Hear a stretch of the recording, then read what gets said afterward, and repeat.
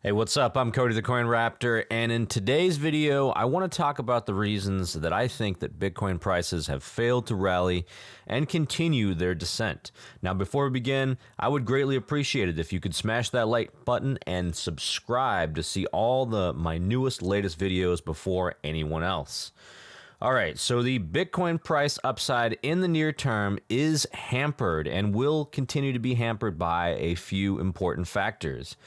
Number one, the risk-off attitude by retail and institutional investors. This is something that we've seen in the Bitcoin price lately, especially when you look at something like the RSI, the Relative Strength Index. You see it's been continually depressed. It's had a hard time moving above this 40 level. I'm at the weekly right now, and we can see that based on that, we have not really seen much demand for Bitcoin, both at a retail level and an institutional level, and that's something that's not likely to change in the near term. In addition to that, we've also had a really high effective Fed funds rate. This is something I talk about a lot, but it really has extreme importance on it, that the fact that it has an opposite correlation with Bitcoin. So we've looked at before the Bitcoin chart here, and if we go ahead and add in the Fed funds rate and we overlap that here in orange, we can see that it has a measurable impact on the Bitcoin price, especially if we go here and change this to log. We can see this a little bit better. So let me just get rid of this real quick. So we can see here that we have in times of extremely high Fed funds rate, we have the Bitcoin price cratering. Okay, and that's something we've seen going all the way back to the 2017, a little bit before that, 2016.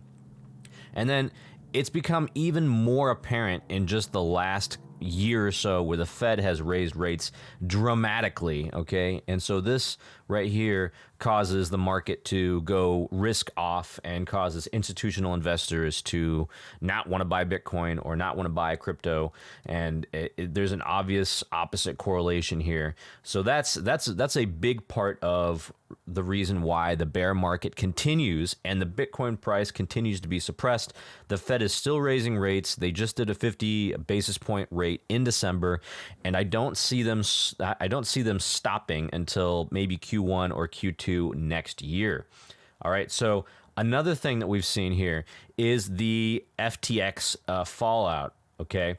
The continued FTX fallout, and that's something that was covered as part of the Bitcoin Monthly here for ARK Invest, but the FTX fall could potentially be the most damaging event in crypto's history. That's what ARK said, and I do tend to agree that it was incredibly damaging. The fact is they had huge integration with other crypto companies, and the fact that so many companies were affected by this continues to also spark this contagion effect of where multiple companies are going to have to go under, or they're going to take huge losses because FTX failed. And you can see here there is a significant exposure in the venture capital community and the crypto industry to FTX. So that is a huge part of this, right? And so also, another related reason why the Bitcoin price has been suppressed here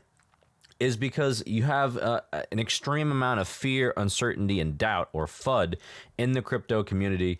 And that also sparked things like the Binance's huge outflows that they've seen. So they've seen multiple articles like this that say, okay, well, how stable is Binance? And we have Binance's native BNB token that plunged, and that's something I've talked about quite a bit. Now, this all kind of plays in together as FTX has collapsed. FTX's collapse took down a lot of certainty and a lot of trust in the crypto community. And so that's also been a big drag on the Bitcoin price as well, because many people use these exchanges in order to buy Bitcoin. And now we're seeing an extreme level of fear, uncertainty, and doubt towards these exchanges. And Bitcoin happens to be a collateral casualty in this case, even though Bitcoin and these exchanges aren't directly linked with each other, and Bitcoin is not a cryptocurrency exchange, and a cryptocurrency exchange is not Bitcoin. There's still some significant correlation and relation between the two, and so that's the reason why we've seen that, and we've seen a significant amount of FUD about Binance, and they're the largest players in the space when it comes to crypto exchanges, and that's something that's probably going to continue for the next couple of months at the very least. Another thing we've seen here is some particularly aggressive shorts. So we have the funding rate here, and I have the daily up, and we can see here that based on the red line down here, this is perpetual contracts. So we can see that shorts have been dominant, and they've been gaining ground and gaining position against longs. And so that also drives the Bitcoin price down as well.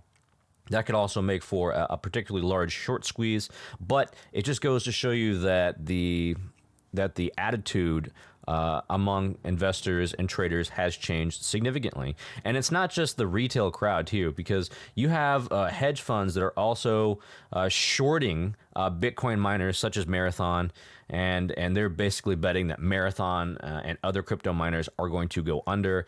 Financial Times had this great article about this in which they've shown the short interest here has risen significantly as a percentage in the number of Bitcoin miners, including Marathon Digital. So you have both the retail side that's shorting, and then you also have hedge funds that are also shorting as well. And this kind of all plays into the momentum of Bitcoin and the sentiment, which is overly negative right now. It's probably the most negative that it's been this entire year so far.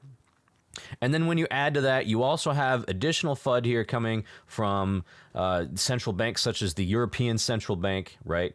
Writing things like Bitcoin's final stand on their blog and saying that the crypto markets are failing and they don't ever want to regulate them, because regulating them means that also implies legitimacy. So you have multiple areas that are basically coming after crypto and after Bitcoin and saying this is fraudulent activity and it's all bad and it all is going to fail at some point in the future. And this is having kind of a noticeable effect on even the long-term holders. So another reason here is that there is a significant amount of uncertainty and some capitulation to some degree amongst long-term holders. Here's the long-term holder supply. Now, as an example, or as a pretext for this, so Glassnode put out a couple of reports. I always check those and see what I can take away from those. And so Glassnode put up this total supply held by long-term holders for Bitcoin specifically, and they describe a long-term holder as somebody who's held Bitcoin for 155 days at the very least. And they've seen a significant drawdown in the number of long-term holders in the supply here of a tune of 84,000 Bitcoin. So this right here has had a pretty noticeable impact. This coincides with that November plunge that we saw here. So this the long-term holders' capitulation and their uncertainty is part of, I would say, one of the last stages of the bear market. That shows you how deep we are into this bear market, where even the long-term holders who have a higher conviction level than short-term tourists or traders, they're starting to capitulate a little bit. And so that's also adding to the decreased price action for Bitcoin. Now, another reason that we have, and the final reason that I want to talk about, is the miners. Okay, we have to talk about Bitcoin miners. We have the Puell multiple up here. I talk about Bitcoin miners a lot on this channel because they are so important to the ecosystem. But we have the Puell multiple, which kind of shows you your miner profitability. And I've said before that if you cross into this green level right here, that essentially means that miners are coming under extreme profitability stress, and they're very close to heading back into this green level. We saw that they were previously in that around 2 or 3 weeks ago, but now it looks like they're coming back into that region as the price continues to fall and continues to drop. Miners will continue to be under pressure, and they will be forced to sell at a loss in order to make sure they can keep their business expenses, they can keep their capital expenditures, and they can pay all their bills, right?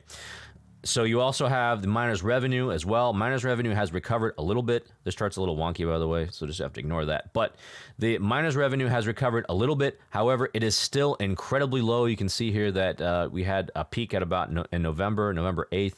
And then we've come back down here to the right.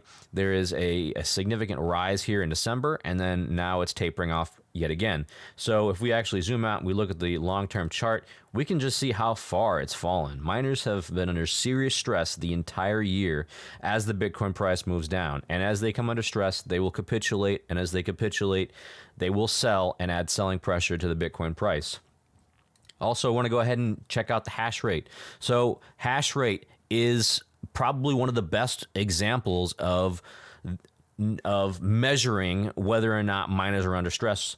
You have the hash rate, and this is the total number of hashes in the Bitcoin network, right? So you can think of it kind of like a total Bitcoin processing amount. Okay, so the total amount together that it takes for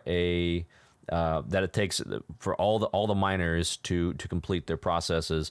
So here it's peaked previously at this levels here. It's September, October, and around in this area. And now we're seeing it starting to come back down again. So when this comes back down, what it means is that miners are being taken offline because they are no longer profitable, and the company or the individuals running the miners have to take them offline in order to prevent themselves from losing money and having to sell Bitcoin at a loss.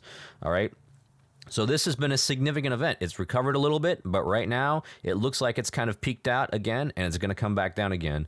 And so what that means is that the hash rate is going to come back down, and miners are going to continue to be under pressure. Okay, so that's another thing that I don't expect to change in the near term. It's very possible that we wind up seeing a change in the Bitcoin price. We get a small bounce, for a couple of weeks like we've seen, but the overall trend seems to be fairly negative when it comes to the Bitcoin price. And there are just, that's just a couple of the reasons that I've looked at that lend themselves to such low Bitcoin prices. Okay.